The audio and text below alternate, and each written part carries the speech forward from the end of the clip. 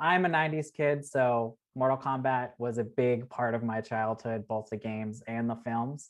Just for you, what was your connection to the franchise, the world growing up? Well, okay, Brian, what do you mean by 90s kid? Were you born in the 90s or did you grow up in the 90s? I was born in the 80s, so I'm 83, so year 88. So we're not too far off. But I was a teenager in the 90s, so very much a video game kid, seeing PG-13 movies. Well, okay, yeah, I'm a 90s kid. I just found out recently that we're millennials. For the longest time, I didn't know what that term meant. I thought it meant that you were born after 2000. So just recently, yeah, my partner corrected me that I'm a millennial. So we share the same experience. I have the shared beloved history and the awe and shock that's brought up by Mortal Kombat video games. The first Mortal Kombat movie meant a lot to me. I skipped school to watch the second one, so obviously I was very keen on it.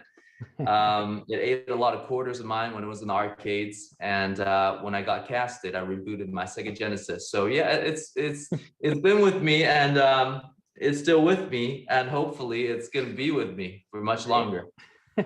And for you, when you were growing up, who were your favorite characters? Maybe what was your favorite fatality, if you had one? I just rewatched a video of like all the ones from the original game, and they were a trip to revisit. They were. I mean, the first time you pulled off a fatality by accident, you never seen anything like that in video game. It was pretty shocking.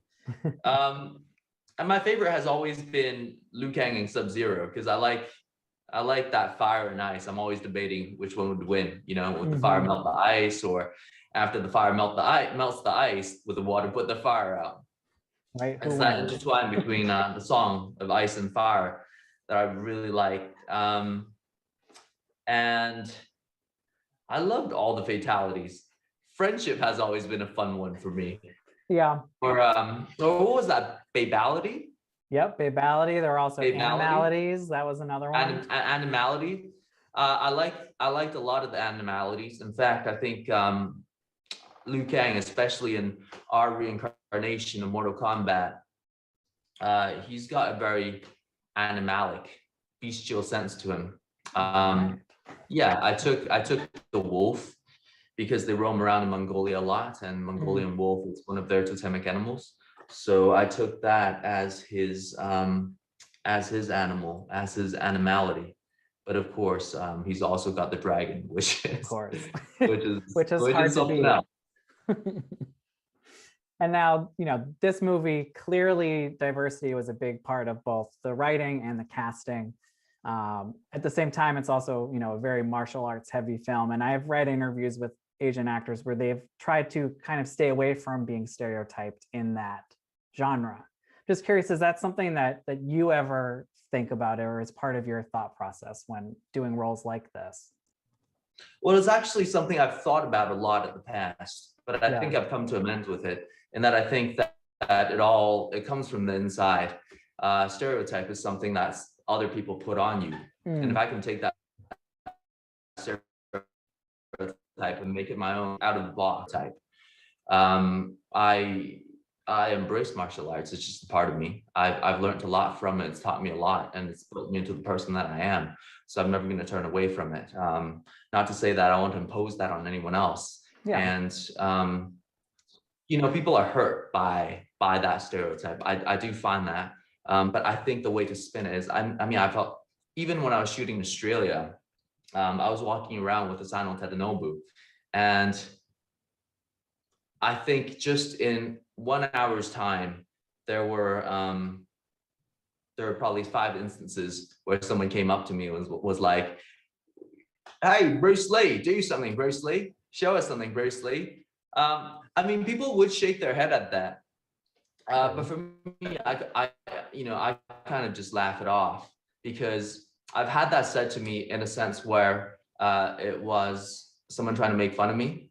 And for me, that's just, actually, I think that comes from a place of insecurity in them, because Bruce Lee was such an iconic and legendary and powerful figure that sometimes they don't know how to take that. So for me, how to break stereotypes is I just make it my own, make it complex, so that nobody can put a box or a stereotype on it, and to exemplify different aspects of that character. Because for my character, for it to empathize with the audience, the most important thing is still the complexity of being a human being. As long as we can move away from very one-dimensional depictions of Asian characters, whether it be the over-sexualization of women, which has led to immense tragedy just recently, or a funny like sideshow of a movie where it's just a feature. As long as we can paint a complete picture and get it familiarized in people's minds, then we can move away from that feeling of otherness, which makes people enables them to be able to utilize it as such an easy excuse to belittle, make fun of, push aside, murder, whatever, Yeah, no, I think you can see that the filmmakers went out of their way to not just make it tokenism, that it is a big part of the cast as a whole. We don't see Johnny Cage right off the bat. We're not centering this around a white person. It's a martial arts movie starring martial arts artists. And I think that is also an important part of it. Plus, it's Mortal Kombat. Who's going to say no to that? Yeah, it's definitely not tokenism, and it's being embraced worldwide. I just spoke to some friends in Malaysia yesterday, and they're immensely excited about it. There's 600 million people there. So we're making a film for the world.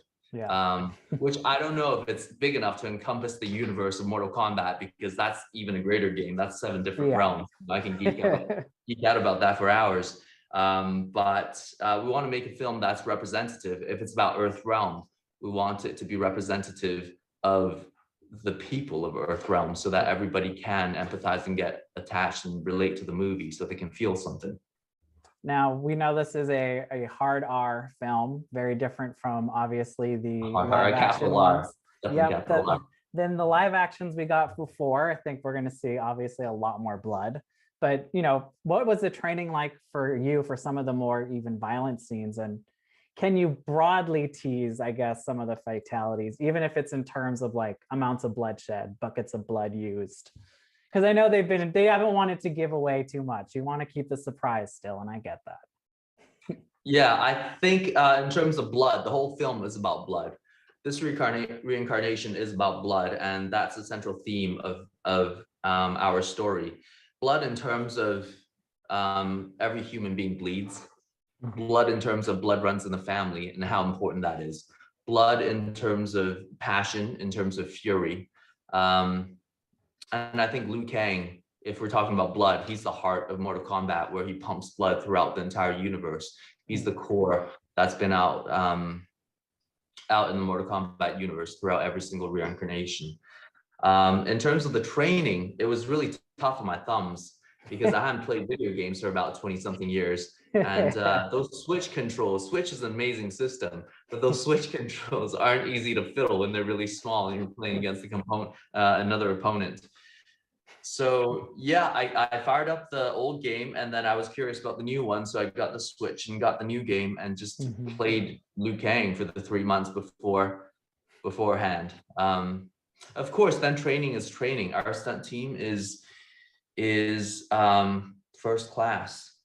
They're some of the best. Obviously, you're no stranger to doing that either, but I imagine it's even a step higher for something like this. Yeah, never done so much fighting in my life. Even when I was being bullied in high school and I was fighting every day, I've never done so much fighting in my life.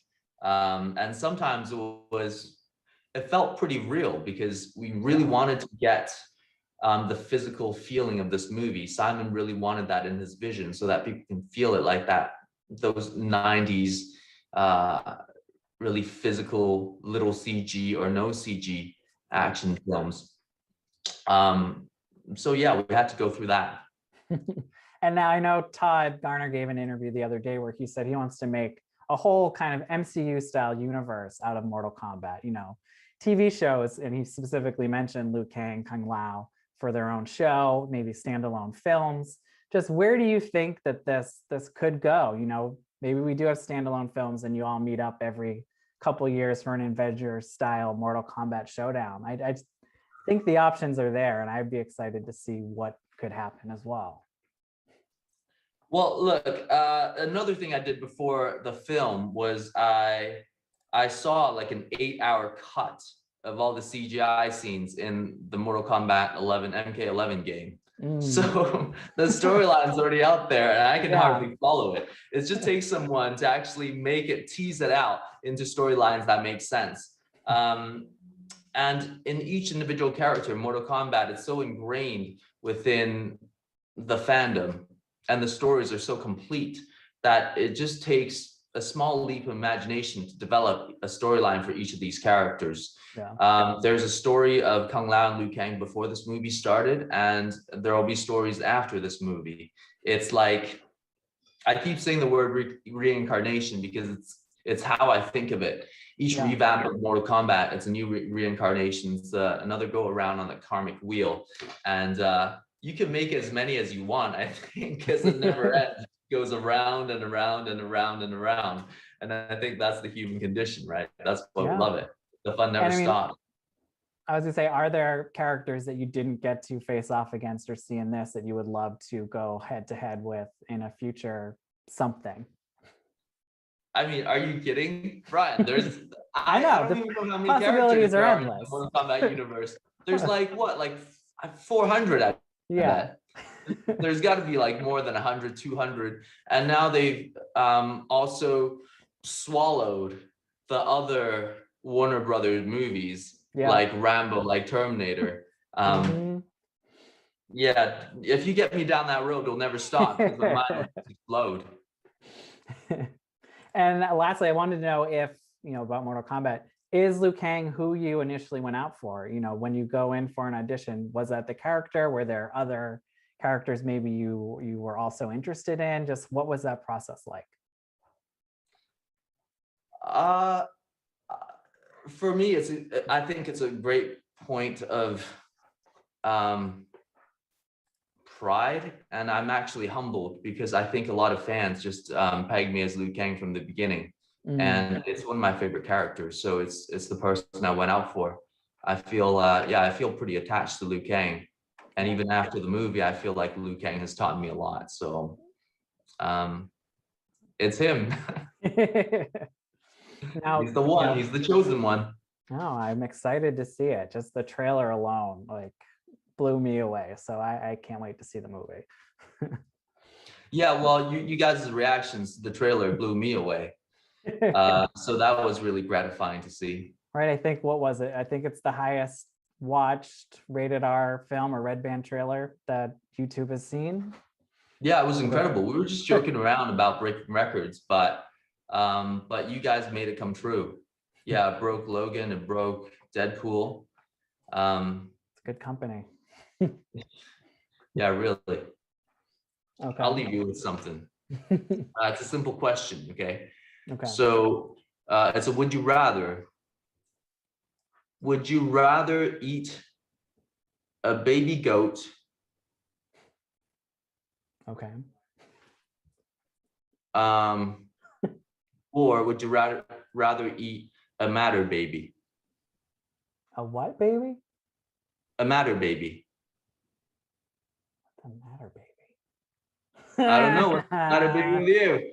I fell right into that. That's a good one, man. All right, thank you for that.